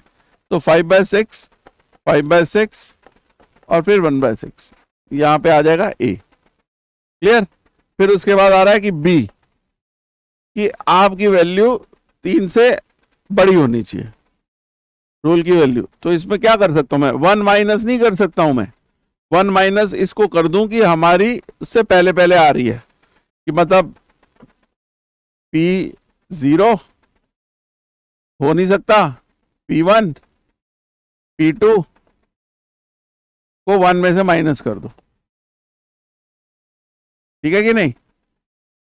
तो ये मेरा हो जाएगा ग्रेटर देन इक्वल टू 3, ये आंसर आ जाएगा। तो इसमें आप देखोगे आपका आंसर क्या आ जाएगा, 1 माइनस, फर्स्ट रोल में ही आ गया 1/6, सेकेंड रोल में ही आ गया तो 5/6 इंटू 1/6, ठीक है कि नहीं। अब इसको आप ओपन कर दो, ये 5/6 हो जाएगा, 1 माइनस दिस माइनस 5/6 स्क्वायर, तो 5/6 कॉमन ले लो, 1 माइनस 1/6, वो फिर 5/6 स्क्वायर आ गया। ठीक है जी, इसकी वैल्यू क्या आ गई 5/6 स्क्वायर। ग्रेटर देन वाले में यही करना होता है, 1 minus contrast of it. Zero लेंगे नहीं, क्यों नहीं लेंगे, क्योंकि रोल ही नहीं करेंगे तो कहां से आ जाएगा 6। ठीक है, अब बोल रहा है कि ये कंडीशनल प्रोबेबिलिटी, आपको पता है कि ए ऑब्लिक बी जब हम करते हैं प्रोबेबिलिटी में तो उसमें होता है P A intersection B over P B, या number of cases common in A and B. तो x greater than 6 intersection x greater than 3, इसमें कॉमन लेना है, कितने केसेस आएंगे upon number of cases in x greater than 3। तो जब आप सॉल्व करेंगे ना, मतलब वही करना है, ग्रेटर देन 6 का मतलब क्या है 1 माइनस ये सारे केसेस कर देंगे, और कॉमन जब आएगा ना तो उसमें 3 और इसमें कॉमन तो यही बनने वाला है आपका, तो सी का आंसर भी 5/6 स्क्वायर आ जाता है जब आप सॉल्व कर लेंगे। बस उसको इसमें डाल दीजिएगा, ऐड कर दीजिए, सब डिवाइड कर दीजिए, वैल्यू बन जाएगी। ओके, चलो 18 पे आते हैं, ये और आसान है। इन दोनों के बीच में एंगल क्या है, least possible integral value of a बोल रहा है, और ये क्या बोल रहा है, angle between them is acute. तो कॉस थीटा पॉजिटिव होना चाहिए, सिंपल सी बात है। तो ए डॉट बी पॉजिटिव होना चाहिए, ठीक है कि नहीं। तो ए डॉट बी को कर दें अल्फा स्क्वायर, डॉट प्रोडक्ट सीधा कर रहा हूं मैं, -4 अल्फा -4 अपॉन मॉड, जो दोनों के आएंगे उनको ग्रेटर देन 0 करना था, तो चले ही जाएंगे ना, इनको दफा करो, इसमें वैल्यू निकाल दो। अल्फा इज इक्वल टू क्या आएगा 4 + -√16 + 16 अपॉन 2। ये क्या बन गया 4 + -4√2/2, तो 2 ± 2√2। तो इसको तो आपको दिख ही रहा है, 2 कॉमन ले लो, 1 + √2 है और 1 - √2 है इंटू 2, ये तो नेगेटिव होगा, इसको तो छोड़ दो। तो 2 + √2 का मतलब हो गया 2 × 2.14414, इसको कर दो तो 4.8, तो 5 आ जाएगी लीस्ट पॉसिबल इंटीग्रल वैल्यू। खत्म हो गया क्वेश्चन, है कि नहीं। ज्यादा कुछ था नहीं, एक्यूट ऑब्ट्यूज तो आप ऐसी डॉट प्रोडक्ट में पढ़ते हो, फिजिक्स में भी पढ़ा आपने। आइए इधर चलते हैं। अब ये कह रहा है कि भाई एम जो है ना वो पीएस है, पीएस का मतलब है पावर सेट। पावर सेट आपको लिखना आता है ना, तो इसमें क्या आएगा 5 आएगा, सारे सबसेट आएंगे इसके, 1 आएगा, 1 2 आएगा, सिंगल 2 आएगा, मतलब सारे आएंगे, ठीक है कि नहीं। तो ये सारे सबसेट का पावर सेट जो बनता है वो पीएस बनता है।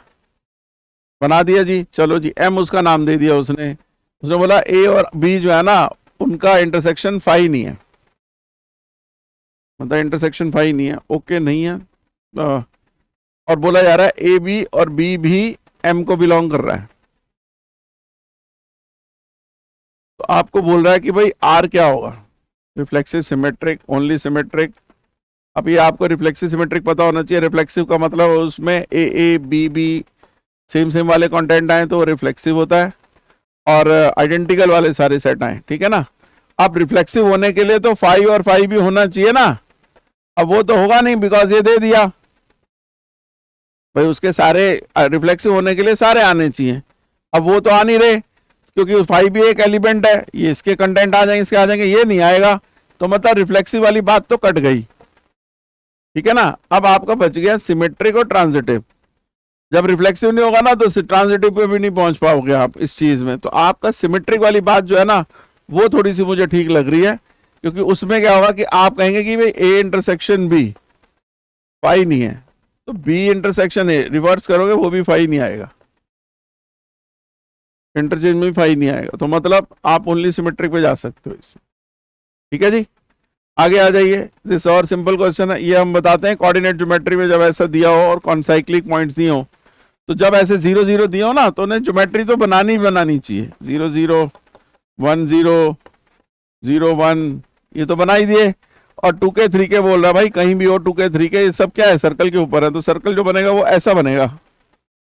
तो 2K 3K यहाँ अगर आ रहा है तो वो इन तीनों से जा रहा है, तो नेचुरली 1 0 0 1 डायमीटर बनेगा, एंगल इन सेमी सर्कल 0 0 पे 90 बन रहा है ना, इसलिए तो डायमीट्रिक एंड पॉइंट बन गए। तो वो डायमीटर बना दो x × x - 1 + y × y - 1, ये डायमीट्रिक एंड पॉइंट की इक्वेशन आ गई, और 2K 3K इसमें डाल दो, 2k minus 1 plus 3k minus 1 equal to 0।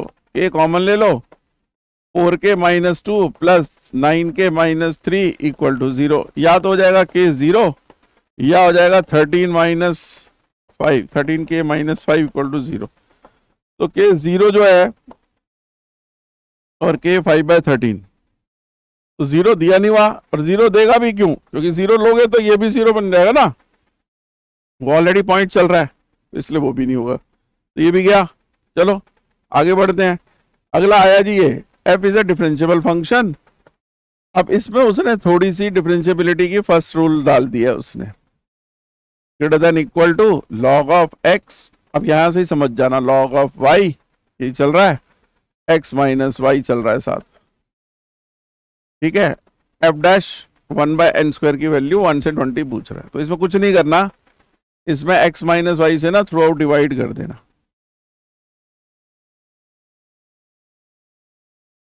ठीक है कि नहीं। तो उस केस में ये जो बन जाएगा ना आपका, ये बन जाएगा आपका f डैश ऑफ x, ये आ जाएगा 1/x, क्योंकि log x का ही डेरिवेटिव करना होगा ना, ये प्लस 1।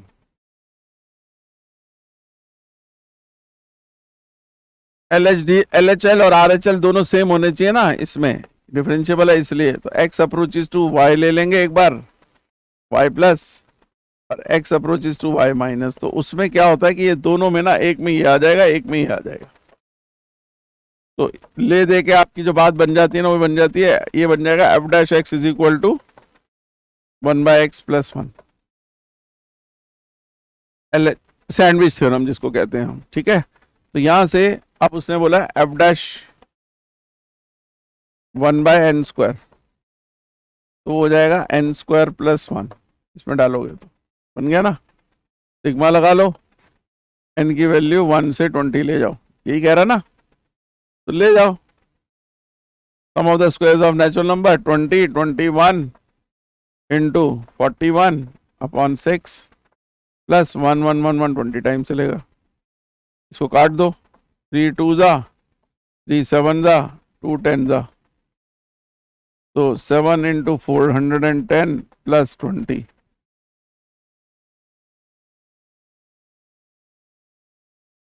2890 आंसर आ जाएगा, क्वेश्चन खत्म हो जाएगा, ठीक है कि नहीं।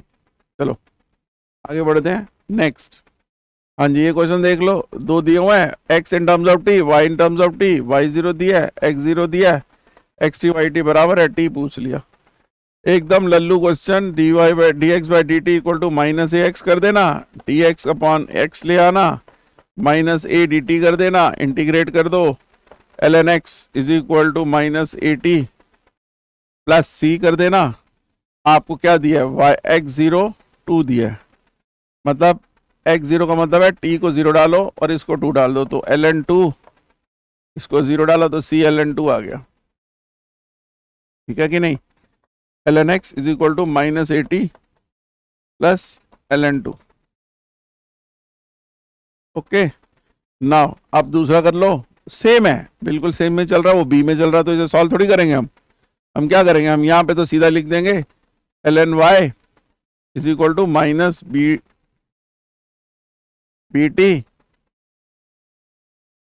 प्लस c1, ठीक है कि नहीं। अब y0 1 दे रहा है, तो इसमें 1 ले लेना, तो y को 1 डालेंगे तो ये 0 हो जाएगा, और t को तो 0 ही डाल रहे हो, तो c1 0 हो जाएगा, तो ln y क्या आ जाएगा मेरा, माइनस bt। xt और yt बराबर है, मतलब x और y का फंक्शन बराबर है, तो x आपका फंक्शन बनाना पड़ेगा आपको, e raise power minus at plus ln2, ठीक है कि नहीं।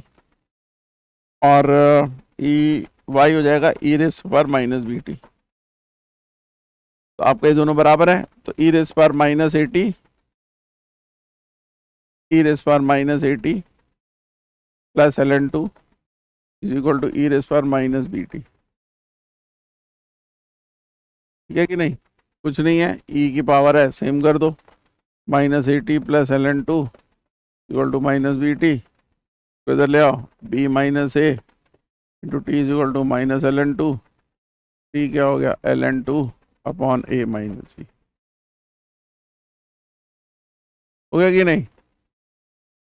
चलो नेक्स्ट क्वेश्चन, आ जाओ इधर। A comma B is orthocentre of the triangle A B C 1 2, थोड़ा सा डायग्राम बनाना पड़ेगा। 1 2 आपका कुछ यहाँ पे आ गया ए, फिर बोल रहा है 2 3, एक एक करके आगे जा रहा है वो। 2 3 आ गया कुछ यहाँ बी, फिर आ गया 3 1, नीचे आ गया, तो ये आ गया 3 1 3। तो जब आप बना रहे होगे ना ये थोड़ा सा टू द स्केल, तो आपको कुछ ना कुछ दिख जाएगा इसमें। ट्राइंगल बन गया आपका। उसने बुलाया कि find the value of 36 I1 upon I2। अब I1 है, ए और बी इसकी पावर में दिए हुए हैं जो कि ऑर्थो सेंटर के कोऑर्डिनेट्स हैं, और I2 में भी दिया और यहाँ x दिया हुआ है, और बाकी सब सेम दिया हुआ है, ठीक है ना, 4x minus x square type चीज। तो अब आप इसमें कुछ नहीं करेंगे, आप पहले इसके ऑर्थो सेंटर के लिए ए और बी को जानने के लिए ऑर्थो सेंटर निकालेंगे। जब आप यहाँ देखेंगे ना तो आपको ये दिखेगा कि ये जब दिया ना 1 2, अगर आप इसका डिस्टेंस निकालते हो तो आपको ये डिस्टेंस दिखेगा 3 माइनस 1 का हो गया 2, 2 का हो गया स्क्वायर, और 1 माइनस 2 का स्क्वायर हो गया 1 स्क्वायर अंडर द रूट। ये आ गई मेरी AC की लेंथ, ठीक है कि नहीं। और यहाँ पे देखो 3 माइनस 2 हो जाएगा 1 का स्क्वायर, और 1 माइनस 3 का स्क्वायर हो जाएगा 2 का स्क्वायर। तो ये आ गई मेरी BC की लेंथ, जो कि सेम आ गई। तो मतलब ये दोनों लेंथ बराबर हो गई, तो ये हो गया आइसोसेलेस ट्राइंगल। अगर ये आइसोसेलेस हो गया तो C से जाने वाला जो परपेंडिकुलर है, जो बाइसेक्टर है, उसी पे ही आपका H लाई कर रहा होगा, ओके। तो अब हम पहले इसकी इक्वेशन निकाल लेते हैं। पहले लगा दो इस लाइन का स्लोप, ताकि ये स्लोप मिल जाए और इससे इस लाइन की इक्वेशन आ जाए। तो y माइनस 1 is equal to x minus 3, और यहाँ पे डाल देंगे स्लोप। स्लोप की वैल्यू क्या आई, 3 माइनस 2 आ गई इसकी 1, और 2 माइनस 1 आ गई 1। इसका स्लोप हो गया 1, तो इसका स्लोप हो गया -1, तो यहाँ आ गया -1। अब इसको ओपन कर दीजिए, तो ये आ गया -x प्लस 3 y माइनस 1, तो इसको इधर ले आए x plus y equal to 4। A और बी इसके ऊपर लाई कर रहा है, तो a प्लस बी की वैल्यू आ गई 4। आपका काम बन गया, ए और बी आ गया। तो आपको पता है f of a plus b minus x वाली प्रॉपर्टी जो होती है a से b is equal to a से b fx dx, इंटीग्रल की प्रॉपर्टी होती है ना, वो यूज होगी यहाँ पे। तो a प्लस बी, तो यहाँ पे आ गया a प्लस बी हो गया 4, 4 minus x into sin of 4 into 4 minus x minus of 4 minus x whole square dx। ये हो गया मेरा I1। क्यों जी, समझ में आ रहा है? तो अब इसमें आपने 4 माइनस एक्स को तो यही रखा, ये थोड़ा सा सॉल्व करना पड़ेगा आपको। कौन, ये साइन के साथ जो बैठा है। तो ये हो जाएगा 16 माइनस 4x माइनस 16, इसे खोल रहा हूं मैं, plus 8x minus x square. ठीक है जी, 16 16 से कट गया, 8x में से 4x चला गया, तो 4x रह गया माइनस एक्स स्क्वायर, मतलब लौट के बुद्धू घर को आ गए। तो ये सेम आ गया 4 minus x I integral a to b। इसको वापस उसमें ऐड कर दो पेरेंट फंक्शन में। कौन है, I1, जो I1 में 4 माइनस एक्स लगाया, तो 2I1 जो है क्या हो जाएगा, a to b 4 times add करोगे ना, तो एक्स एक्स वाला टर्म कट जाएगा, 4 times sine of 4x minus x square आ जाएगा dx के साथ। ठीक है जी, और वो दिया हुआ मेरा I2। आपको क्या दिख रहा है, ये बन गया मेरा I2। तो 4I2 is equal to 2I1 आ चुका है। मेरे को क्या मांग रहा है, 36 I1 अपॉन I2। भाई I1 बाई I2 की वैल्यू तो 2 है ना, तो इसको 2 डाल दो, तो 36 इंटू 2 72 आंसर हो जाएगा। हो गया, खत्म हो गया। अगला सवाल 24, क्या कह रहा है जी, ये कंपाउंड इवेंट दे दिया आपको, दिख रहा आपको ग्रेटर देन 3 के लिए है, तो आप 3 प्लस एच डाल दो। तो 3 प्लस एच डालोगे ऊपर, sin 3 plus h minus 3 upon 2 raise to the power अच्छा ये दिया हुआ है 3 plus h minus of GIF of 3 plus h, ठीक है कि नहीं। ओपन कर दोगे 3 3 मर जाएगा, आपका आंसर आ जाएगा साइन एच वाई, लिमिट लगाओगे 2 पावर 1 आंसर हो जाएगा RHL।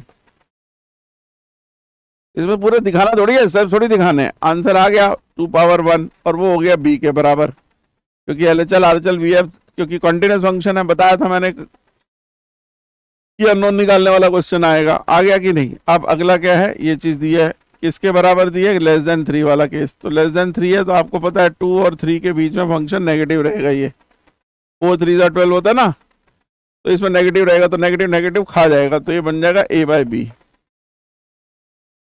और B2 आ चुका है, तो A की वैल्यू क्या हो जाएगी, A/2 इक्वल टू 2, तो मतलब A आ जाएगा 4, तो 2,4 आपका आंसर हो जाएगा, सॉरी 4,2 आपका आंसर हो गया कि नहीं, समझ गया कि नहीं। LHL RHL लगाओ यार, खत्म हो जाता है क्वेश्चन। हाँ इसमें थोड़ा सा मजा आएगा क्वेश्चन करने में, ये थोड़ा सा था, इसमें थोड़ी सी दिमाग को यूज करवाया गया है, इनडायरेक्टली वर्किंग भी कराई गई है। ये मेरा A मैट्रिक्स दिया हुआ है, ठीक है। B मैट्रिक्स आपको दिया हुआ है, उसके अंदर कॉलम है, तो मैं B1 को ले रहा हूं, ये B1 है, PQR XYZ। B2 को ले लिया और B3 को ले लिया UVW। मान लो वो उसके अंदर जो कॉलम है ना, वो कॉलम मैट्रिसेस दे दिए B1 B2 B3। अब A B1 की वैल्यू ये दे रखी है उसने 1 0 0, A B2 की वैल्यू ये दे रखी है, A B3 की वैल्यू ये दे रखी है। Alpha is the sum of the diagonals of B matrix, मतलब PYW की सम की वैल्यू बोल रहा है वो, P plus y plus W, और बीटा क्या है, mod of determinant of B है। ओके तो हम क्या करेंगे, सबसे पहले हम काम करते हैं कि जब मुझे A B1 दिया है, क्या दिया हुआ है 1 0 0, तो मेरा B1 क्या हो जाएगा, A इनवर्स इंटू 1 0 0, सिंपल सी बात, ये हो जाएगा ना। तो अब घूम फिर के आपको क्या निकालना पड़ेगा, आपको निकालना पड़ेगा A इनवर्स। A इनवर्स निकालने के लिए हमने क्या किया, इस चीज को, इसका इनवर्स निकालते हैं अपने वही रूल से। इनवर्स आपको पता है डिटर्मिनेंट पहले निकालना पड़ेगा, डिटर्मिनेंट निकालना है तो पहले हम डिटर्मिनेंट A निकालते हैं। डिटर्मिनेंट A क्या हो जाएगा, आप इसके अलावा ओपन कर दो 2 ओनली, ठीक है। अब इसके कोफैक्टर से आपको इनवर्स तो निकालना ही पड़ेगा।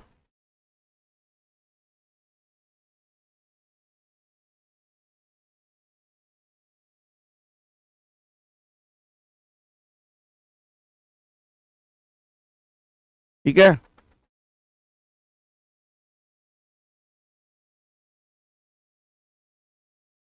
इनवर्स निकालने का काम थोड़ा सा आपको करना पड़ेगा।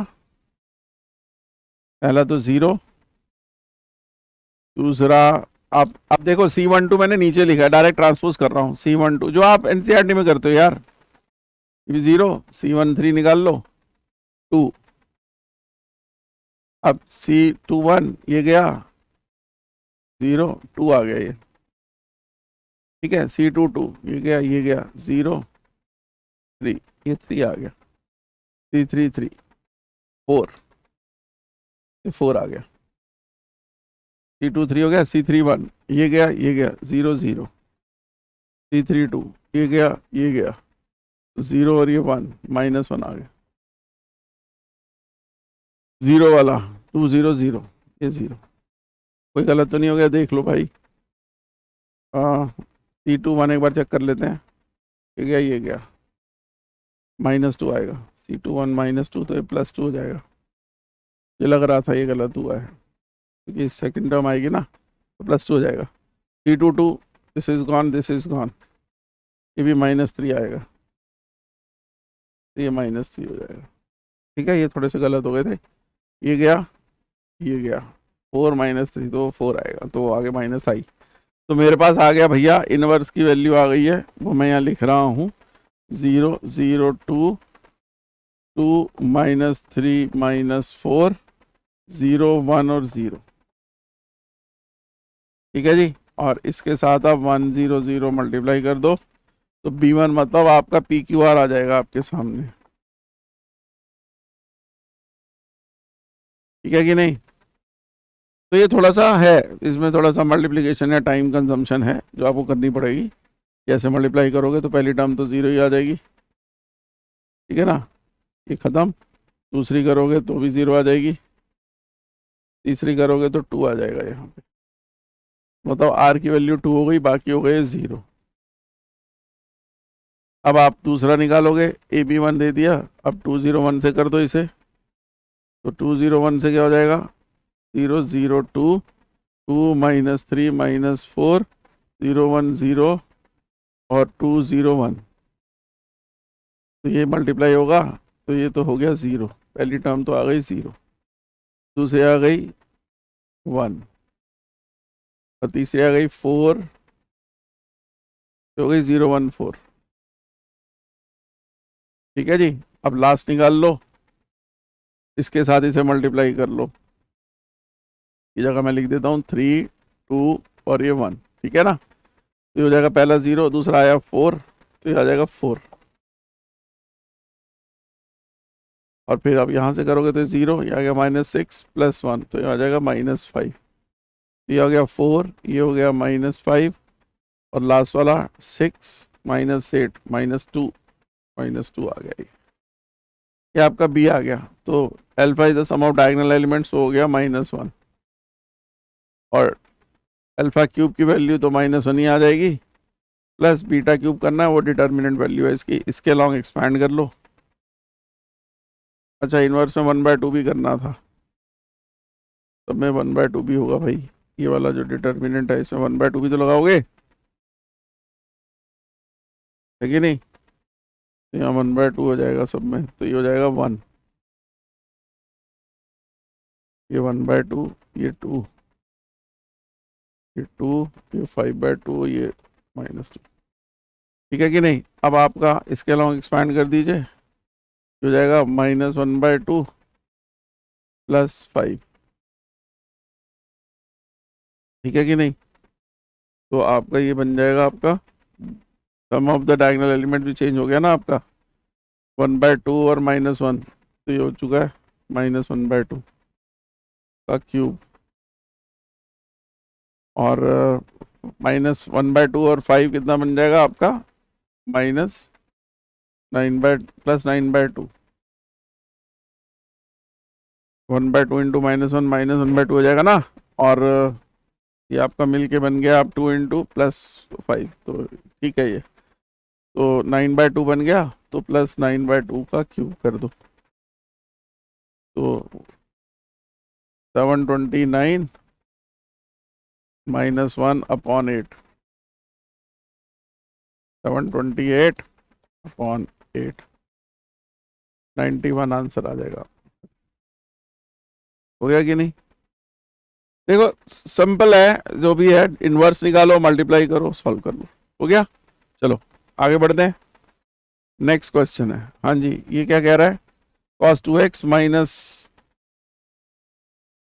a sin x = 2a - 7, ठीक है। cos 2x को आप कर लें cos स्क्वायर, या तो साइन में है ना, तो 1 - 2 sin स्क्वायर x लिख लो। इसका सॉल्यूशन है, हमेशा एग्जिस्ट कर रहा है, ए पी से क्यू दे रहा है, ठीक है कि नहीं।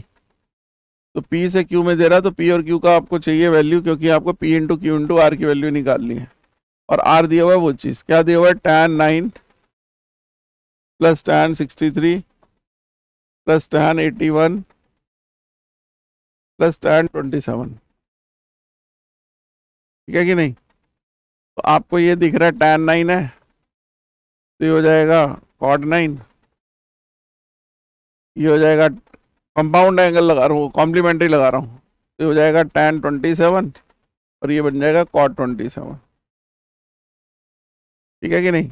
ये बन जाएगा, इसको ऐड कर लो, तो 1/2/sin 18 आ जाएगा, ये 1 sin 9/cos 9 + cos 9/sin 9 करके वैल्यू निकाल लोगे ना, बन जाएगा ये, और इसको करोगे तो बन जाएगा 2/sin 54, खत्म। तो ये बन गया आपका -a sin x = -2a + 7 = 0, ऐसे लिख लो। अब इधर से कुछ बना लो, बन रहा है तो 1 - 7, 1 + 7 किया तो 8 बन गया, तो 8 - 2a -2 sin square x -a sin x, ठीक है, = 0। 1 - 2 sin स्क्वायर x लिख देंगे ना, -a sin x + 2a - 7, उसको इधर ले आया हूं मैं। सॉल्यूशन बनाना है। अब इसमें जरा देखो कुछ कॉमन आ रहा है इसमें से। अगर हम कुछ sin x कॉमन लें तो 2 sin x - a आएगा। कुछ बन रहा है कॉमन? 2 sin x में कुछ कॉमन ले लें तो 8 - 2a, इधर से बना लो यार, कुछ बन जाए तो है, यहाँ से बना लो या तो sin x - 2 है, पर 2 तो नहीं है यार, कैसे? एक मिनट, सॉल्यूशन बनाने के लिए कुछ तो देगा वो। 2 cos स्क्वायर x बनाओ, नहीं 1 - 2 sin स्क्वायर x, ठीक बनाया मैंने। 8 - 2a यहाँ आ गया। अगर 8 - 2a है और 2 sin स्क्वायर x है -a sin x, तो कुछ कॉमन आ जाए, बन जाए बात। 8 - sin स्क्वायर x, हाँ यहाँ से बन गया, बन गया ना, देखो 2 कॉमन ले लो, 4 - sin स्क्वायर x ले लो, ठीक है, और इधर से ले लो -a कॉमन ले लो, 2 + sin x बन गया। ये बन गया 2 + sin x × 2 - sin x × 2 - a 2 + sin x। आपको पता है 2 + sin x कहीं -2 नहीं होगा, तो इसे तो उड़ा देना, ठीक है कि नहीं? तो आपका आ जाएगा 2 × 2 - sin x = a, मतलब 4 - 2 sin x = a। कि मैं एक ही टर्म में इसलिए कर रहा हूँ क्योंकि a के सॉल्यूशन होने चाहिए, तो sin x की मैक्सिमम वैल्यू डाल दो। तो a की मिनिमम वैल्यू डाली हमने 0 -1, सॉरी, तो ये हो जाएगा 6, तो ये आ जाएगा 6, और एक डाल दो मैक्सिमम 1, तो 4 - 2 हो जाएगा 2, तो 2 से 6 आ जाएगी वैल्यू किसकी? p और q की वैल्यू आ गई 2 और 6, तो p और q तो हमें मिल गया जी। अब रह गया कौन? r। r बैठा हुआ ये r ही निकाल रहा था मैं, तो 2 कॉमन ले लेना। sin 18 की वैल्यू आपको पता होनी चाहिए, √5 - 1/4 होती है। ये थोड़ी सी यहाँ लगेगी, वरना या तो आप इसको फिर इसको ट्रिग्नोमेट्री के फॉर्मूला से सॉल्व करो, ये होती है √5 + 1/4, या तो ये लगा दो, तो ऊपर आ जाएगा 8, नीचे आ जाएगा 5 - 1, और ये आ जाएगा √5 + 1 + √5 - 1, 1 1 कट गया, 4 2 = 8 हो गया, तो यहाँ आ गया 2, ऊपर आ गया 2 √5, मतलब टोटल मिल गया 4 √5, 12 और 4 √5 मिलके हो गया 48 √5। ये हो गया PQR की वैल्यू 48 √5, ठीक है कि नहीं?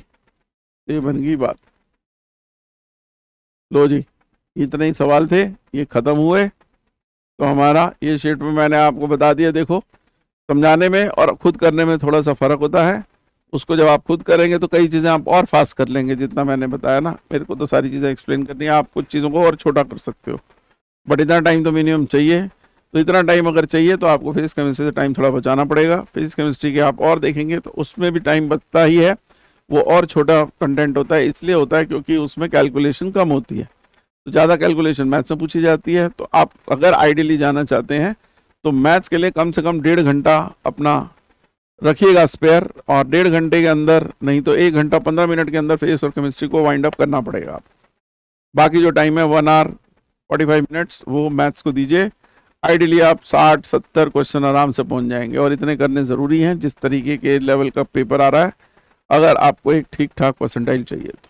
ठीक है जी, इसको करिए। अगले शिफ्ट के पेपर के बारे में हम अगली क्लास में डिस्कस कर लेंगे। तब तक आप इस चीज़ों को थोड़ा सा समझ के अगली शिफ्ट के क्वेश्चन खुद ट्राई करिएगा, आपके खुद समझ में आएंगे कि कैसे आप खुद उसमें अपने आप चल लेंगे, उसमें कॉन्फिडेंस और बढ़ जाएगा आपका। ठीक है जी, चलिए मिलते हैं। All the best to all of you those who are being giving the paper tomorrow, उनके लिए और मेरी तरफ से शुभकामनाएं, अच्छे से करेंगे पेपर और इसी सोच से जाइएगा। Prepare yourself with neutralize सोच, स्टेबल माइंड से जाइएगा। आसान पेपर आएगा तो ज्यादा उछलिएगा नहीं, ज्यादा उसमें ओवर कॉन्फिडेंट मत हो जाइएगा। जो वर्डिंग लिखी है उसे ध्यान से पढ़िएगा। नंबर वंबर जो लिखा होता है ना, नंबर ऑफ वैल्यूज या वैल्यू, उसमें थोड़ा सा फर्क कर देता है। Which is incorrect, which is correct, इसमें थोड़ा सा कर देता है वो। थोड़ा सा उस चीज़ों को ध्यान रखिएगा। चलिए मिलते हैं आपसे अगली क्लास में। Bye all of you.